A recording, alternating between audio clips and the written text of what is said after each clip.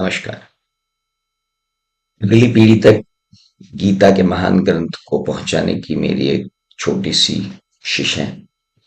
मैं अगली पीढ़ी को यह समझाना चाहता हूं कि ये जो गीता का ग्रंथ है ये कोई कपोल कल्पित कल्पना नहीं है। हम आज के युग में तार्किक रूप से इसको समझेंगे और बायलिंगुअल इस टॉक को रखेंगे ताकि हिंदी और इंग्लिश का कोई भ्रम न रहे। वॉर जोन क्रिएट हो चुका है। कौरव और पांडव आमने सामने खड़े हैं, अपने अपने अस्त्र शस्त्रों को लिए, अपने अपने सैनिकों को लिए।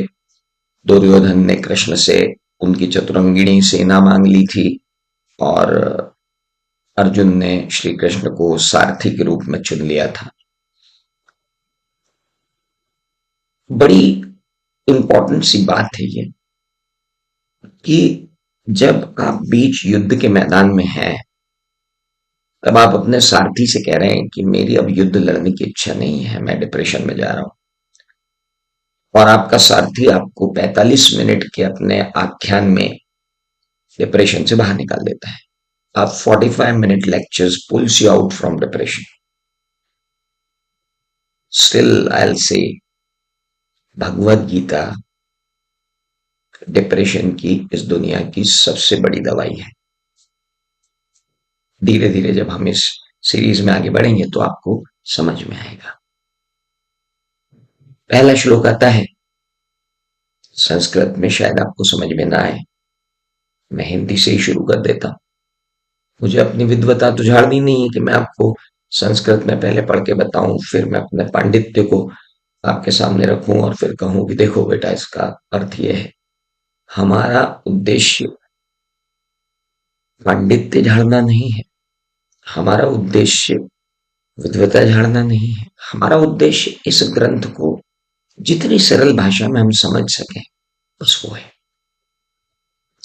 तो धृतराष्ट्र ने संजय से कहा कि संजय, धर्म क्षेत्र कुरुक्षेत्र में युद्ध की इच्छा से जो इकट्ठे हुए हैं मेरे और पांडु के बच्चे, वो क्या कर रहे हैं? अब आप बताइए। सबसे पहली बात तो आपके दिमाग में ये आती है कि संजय कौन? Who is Sanjay? How can he sit at one place and he can visualize what is happening in a place far away from him? ये हो कैसे सकता है?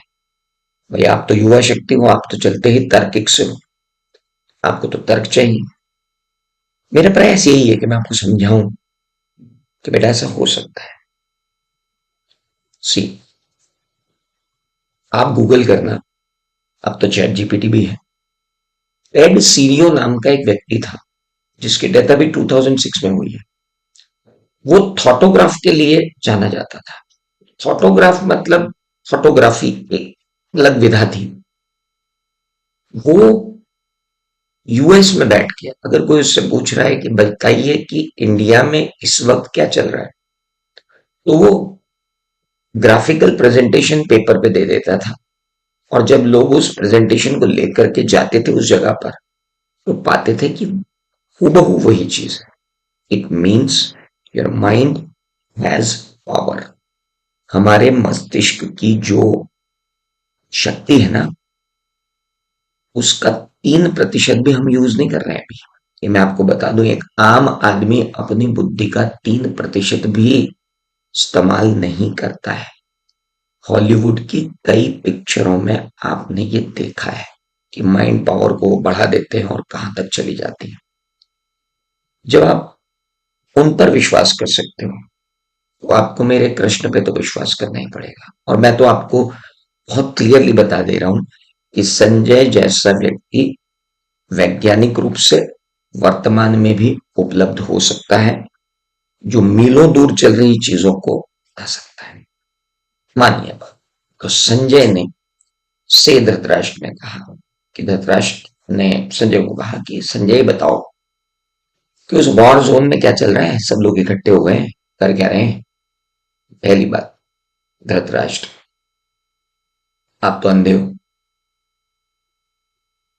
आपको क्या पड़ी है कि वहां क्या चल रहा है? आपकी जिज्ञासा क्यों है? क्या कर लेंगे धृतराष्ट्र ये सब सुन के? अपने बच्चों की फिक्र कि पांडु के बच्चों की फिक्र? धृतराष्ट्र आंख से अंधे नहीं थे, मानसिक रूप से भी अंधे थे। वो चाहते तो सब रोक सकते थे, लेकिन उन्होंने कुछ भी रुकने नहीं दिया। अपने बच्चों को कोई शिक्षा नहीं दी, दूसरों के बच्चों के साथ भेदभाव होता रहा, दूसरे के अपने ही भाई के बच्चों के साथ भेदभाव होता रहा, कुछ नहीं बोले। एक असहाय राजा, प्रजा छोड़िए, अपने घर को भी नहीं बचा सकता है। राजा का, लीडर का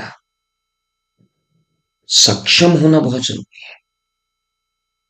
राजा अगर सक्षम नहीं होगा तो वो धर्म क्षेत्र को कुरुक्षेत्र में बदलेगा, और फिर किसी व्यक्ति से ये बोलेगा कि ये जो धर्म क्षेत्र कुरुक्षेत्र में बदल चुका है, इसमें मुझे बताओ कि अब हो क्या रहा है। यानी आपसे कुछ हुआ नहीं, आपने राज्य तो छोड़िए, अपने घर के अंदर युद्ध करवा दिया। इसलिए गीता का पहला श्लोक ये कहता है कि अगर आपका कोई नेतृत्व कर रहा है तो उस नेतृत्व वाले व्यक्ति के बारे में दो चीजें बहुत ध्यान से सुन लीजिए। पहली बात तो उसका खुद का विजन होना चाहिए। He should not have borrowed vision. And second, he should take stand. If he doesn't take stand, what's going to happen? He cannot rule the his kingdom. Even उसके घर में जो है वो क्या हो जाएगा, युद्ध हो जाएगा। तो गीता का पहले श्लोक का पहला ही टेक अवे हमारे लिए क्या हुआ कि अगर हमारा लीडर विजनलेस हुआ तो वो कॉम्पिटिटर्स के ऊपर विन ओवर नहीं करेगा। कॉम्पिटिटर्स से तो वो हारना ही है, अंदर के लोगों से भी हार जाएगा।